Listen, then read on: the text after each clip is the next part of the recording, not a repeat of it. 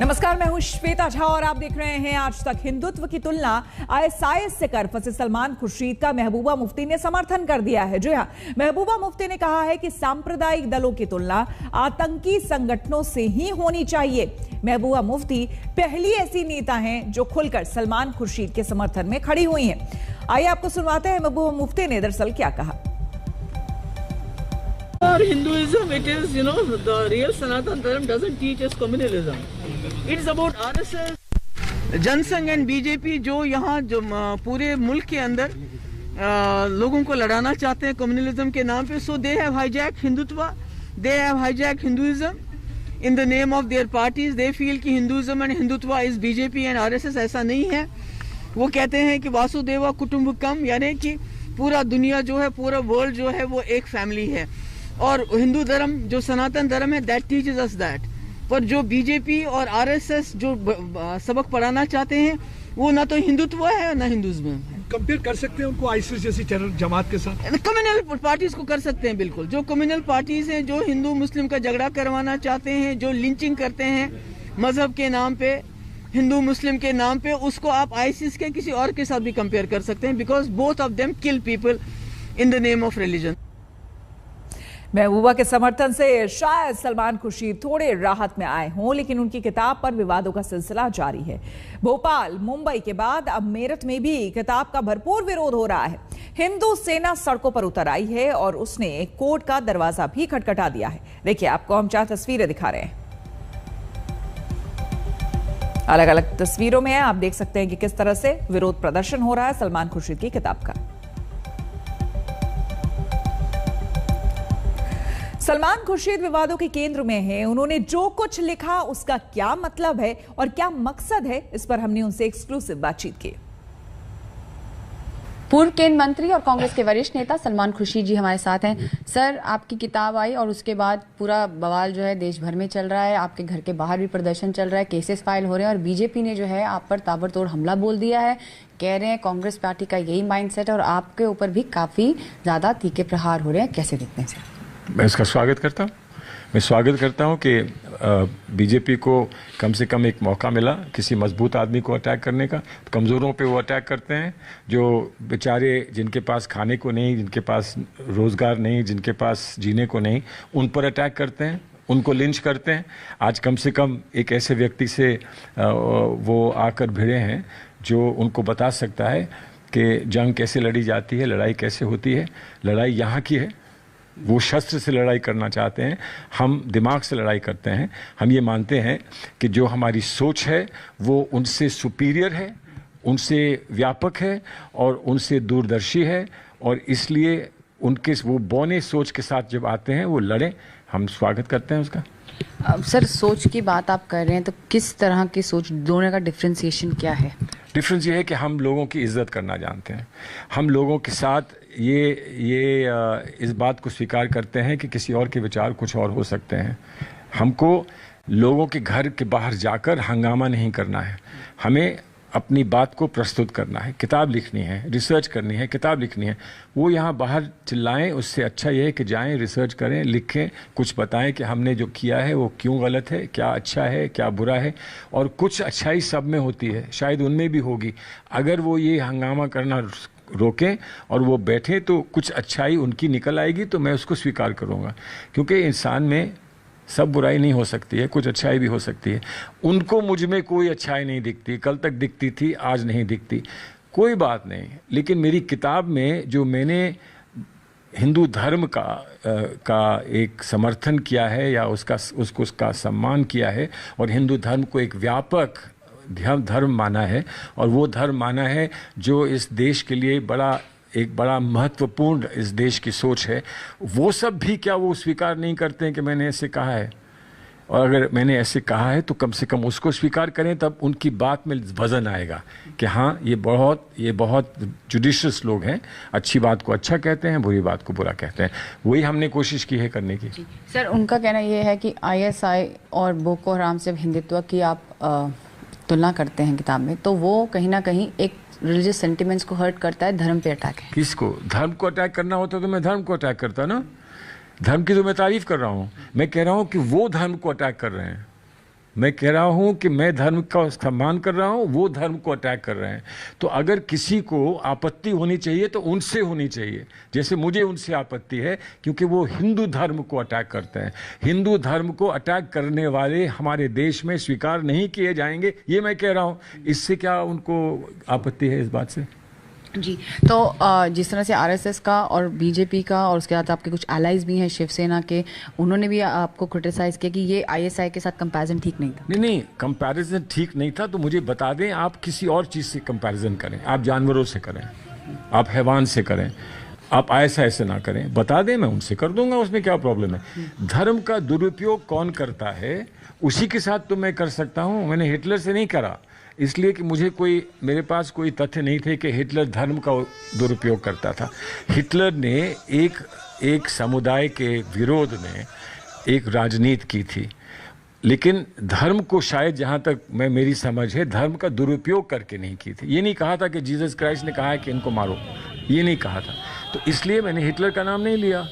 तो अगर इनके पास कोई और बात है या कोई और विषय है जिससे ये अपनी तुलना चाहते हैं तो मुझे बता दें कि तुलना किससे चाहते हैं। सर, कांग्रेस के पूर्व अध्यक्ष राहुल गांधी, उन्होंने भी कहा कि हिंदुइज्म और हिंदुत्व अलग है। आप भी यही केस बिल्ड कर रहे हैं कि हिंदुत्व और हिंदुइज्म अलग है, तो क्या किस तरह से देखते हैं इस पूरी चीज़ को? देखिए, राहुल जी ने जो कहा है वो मेरे लिए एक गर्व का विषय है कि एक नेता है इस देश में जिसकी सोच इतनी स्पष्ट है, उसमें इतनी पारदर्शिता है, इतनी सच्चाई है, इतना सत्य है, और बिना किसी डर के वो नेता इस बात को दुनिया के सामने कह रहा है। मुझे ऐसे नेता पर गर्व है और मैं मानता हूँ कि हमारा विश्वास, ऐसे नेताओं पे जो हमारा विश्वास है वो विश्वास आज जो है और पक्का हो जाता है, मजबूत हो जाता है, और हम ये मानते हैं कि हमने विश्वास किया तो सही किया। और बढ़ते हैं अगली खबर की ओर, और अब बात महाराष्ट्र में जारी हिंसा की। जी हां, त्रिपुरा मामले को लेकर आज भी कई शहरों में हिंसा हुई है। अमरावती में आज बीजेपी और हिंदू संगठनों ने अमरावती बंद का ऐलान किया, जहां सभी हिंदू संगठन और बीजेपी कार्यकर्ता इकट्ठा हो गए। इस दौरान बेकाबू भीड़ ने तोड़फोड़ शुरू कर दी। हालात काबू में करने के लिए पुलिस को हस्तक्षेप करना पड़ा। लाठीचार्ज कर भीड़ को पुलिस ने खदेड़ा। तस्वीरों में आप देख सकते हैं कि किस तरह से प्रदर्शनकारियों को पुलिस जो है डंडे बरसा रही है। यहाँ मुख्य तौर पर बीजेपी कार्यकर्ता और हिंदू संगठन के कार्यकर्ता यहाँ पर मौजूद हैं, जो कि सड़कों पर आकर बवाल कर रहे थे। वो न सिर्फ प्रदर्शन कर रहे थे बल्कि सार्वजनिक संपत्ति को नुकसान भी पहुंचा रहे थे, जबरन दुकानें बंद करवा रहे थे। इसीलिए पुलिस को आना पड़ा और लाठीचार्ज करने पड़ा।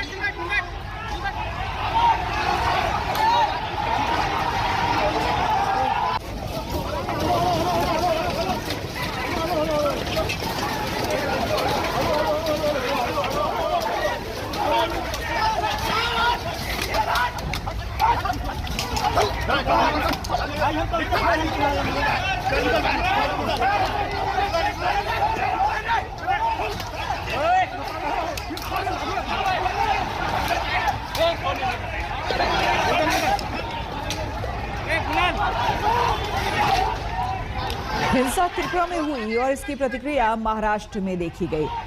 रजा एकेडमी नामक संगठन ने त्रिपुरा की घटनाओं के खिलाफ महाराष्ट्र में बंद का कॉल दिया, जिसके बाद प्रतिक्रियाएं शुरू हो गई और सियासी बवाल बढ़ता गया।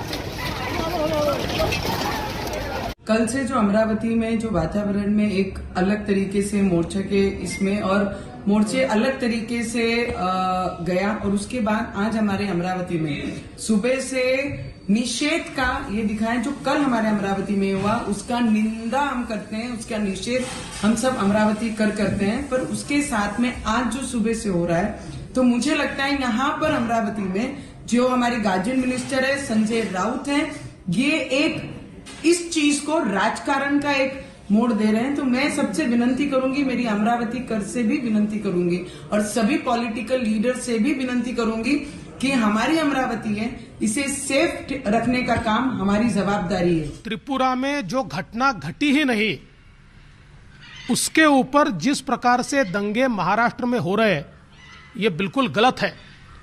त्रिपुरा की जिस मस्जिद को जलाया, इस प्रकार की अफवाह उठाई गई, वहां की पुलिस ने उस मस्जिद के फोटो भी जारी किए हैं। बावजूद उसके महाराष्ट्र में जिस प्रकार से मोर्चे निकाले गए और विशेष रूप से उन मोर्चों में जो हिंसा की गई और हिंदू समाज के दुकानों को जलाने का प्रयास किया गया, हम इसकी निंदा करते हैं। और अब देखिए कंगना के खिलाफ देश भर में किस तरह से हल्ला बोल जारी है। ये तस्वीरें आपको हम मुंबई की दिखा रहे हैं, जहां पर हस्ताक्षर अभियान चल रहा है। दरअसल आपको बता दें कि आजादी वाले बयान पर कंगना रनौत की मुसीबतें लगातार बढ़ती जा रही है। शिवसेना कांग्रेस दोनों के निशाने पर अब कंगना रनौत आ गई है। शिवसेना ने जम्मू में प्रदर्शन किया, मुंबई में हस्ताक्षर अभियान चलाया जा रहा है। उधर एनएसयूआई ने प्रदर्शन की बात कही है। आपको हम बता दें कि लगातार इस तरह की तस्वीरें अब अलग अलग हिस्सों से देश के आ रही है, जहां पर कंगना रनौत की आलोचना भी हो रही है और कंगना रनौत से पद्मश्री वापसी की मांग भी कर रहे हैं तमाम विपक्षी दल। दरअसल कंगना रनौत ने एक बयान दिया था जिसको लेकर ये सारा बवाल हुआ है। कंगना रनौत ने यह कहा था कि 1947 में जो हमें आजादी मिली थी वो तो दरअसल भीख में दी गई थी, असली आजादी 2014 में मिली है। बस इसी बात को लेकर के ये बवाल खड़ा हुआ है। ये देश के खिलाफ गद्दारी है और कंगना रनावत को फौरन गिरफ्तार किया जाना चाहिए। पद्मश्री तो वापस लिया ही जाना चाहिए। गिरफ्तार करके उनके ऊपर एनएसए लगा के उनको गिरफ्तार किया जाना चाहिए, या कम से कम यूएपीए तो लगानी चाहिए। आज तक कोई आदमी ज़रा सा बोलता है उस पर यूएपीए लगा देते हैं, उसको उठा करके जेल में डाल देते हैं। हमारे जंगे आज़ादी के जो अजीम लड़ाकू लोग रहे, जिन्होंने अपनी जान की कुर्बानियाँ दी, अपना घर बार सब कुछ बर्बाद किया, आज वो ये सुनेंगे। देखिए, ऐसे व्यक्ति और ऐसे व्यक्ति की सोच के लिए उन्हें पद्मा अवार्ड दे दिया जाता है जो देश की आज़ादी को आज़ादी नहीं मानते। बड़े दुर्भाग्य की बात है। जो लाखों करोड़ों लोगों ने देश को आज़ाद कराने में अपने कष्ट से, तकलीफ से ही बहुत से लोग सूली पर चढ़ गए और देश को आज़ाद कराया, तो उनकी कुर्बानी को भी नकारते हुए जो 1947 में अंग्रेज़ों को यहाँ से जाना पड़ा था, उस घटना को केवल भीख मांग रहे हैं, बता रहे हैं। बढ़ेंगे अगली खबर की ओर। दिल्ली एनसीआर में दम घुटने लगा है। हवा इस कदर जहरीली है कि खुद सुप्रीम कोर्ट को आज हालात पर सख्त टिप्पणी करनी पड़ी। सोमवार को सर्वोच्च अदालत इस मसले पर दोबारा सुनवाई करेगी, लेकिन उससे पहले कोर्ट ने आज सरकार को सलाह दी है कि संभव हो तो 2 दिन का लॉकडाउन लगाए। आपको हम बता दें कि सुप्रीम कोर्ट ने कहा कि घर में भी मास्क पहनने की मजबूरी हो गई है। हालात ये हो गए हैं दिल्ली के। पटाखों और प्रदूषण पर ध्यान क्यों नहीं है दिल्ली सरकार का? ऐसे में आज अरविंद केजरीवाल एक हाई लेवल मीटिंग कर रहे हैं। उम्मीद है कि कोई ना कोई निष्कर्ष, कोई ना कोई हल उससे जरूर निकलेगा। सुप्रीम कोर्ट ने यहां तक कहा कि जो हालात हैं ऐसे में 2 दिन के लॉकडाउन पर विचार कर सकती है सरकार।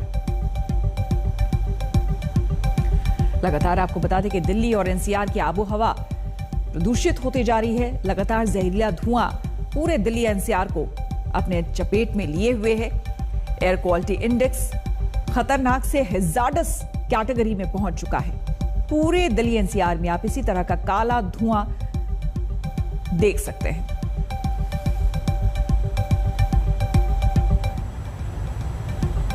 दिल्ली में प्रदूषण कितना खतरनाक स्तर तक पहुंच गया है, ये समझने के लिए इस जगह से हम आपको दिखाते हैं अक्षरधाम फ्लाईओवर से अक्षरधाम मंदिर को। आप देखिए, इस स्मॉग की एक चादर ने चारों तरफ से अक्षरधाम मंदिर को ढक रखा है।